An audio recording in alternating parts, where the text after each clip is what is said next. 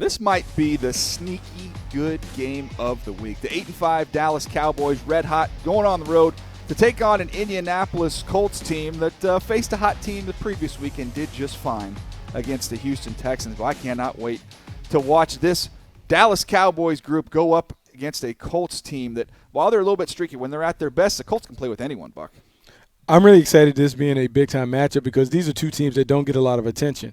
And when I look at the Dallas Cowboys, it's all about their linebackers going against Ebron, who has emerged as a young star for the Indianapolis Colts. When I look at the Cowboys linebackers, Jalen Smith, Leighton Vander Esch, and even Sean Lee when he's healthy, the two young fellas, Vander Esch and Jalen Smith, they may be the best 1-2 punch in the second level. Their speed, their quickness, their ability to run down the seams and cover, they make life miserable for quarterbacks because they just don't give you the checkdowns and let you gain and accumulate a lot of yards. I think this is a game where their collective speed could make life miserable for Andrew Luck in the middle of the field.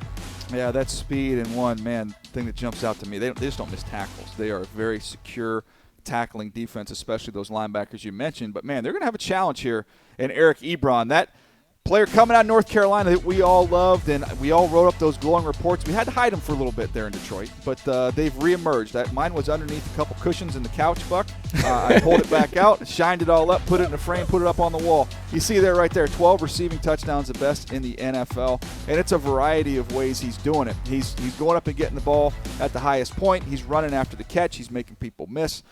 He's been outstanding, and more than anything else, he's on the same page with his quarterback and Andrew Luck. They have a special connection, and they're going to need it in this one. I think the Dallas Cowboys are going to be able to run the football with Ezekiel Elliott. It's going to be up to Eric Ebron and this Colts offense to keep pace.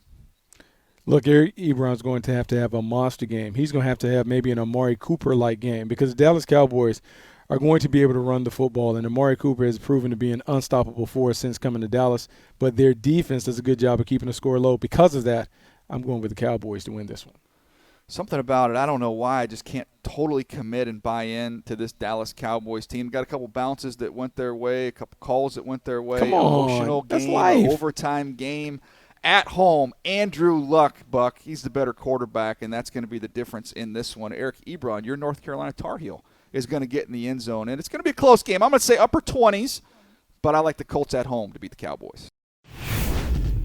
Click here to subscribe to the NFL YouTube channel, and click here to subscribe to the Move the Sticks podcast.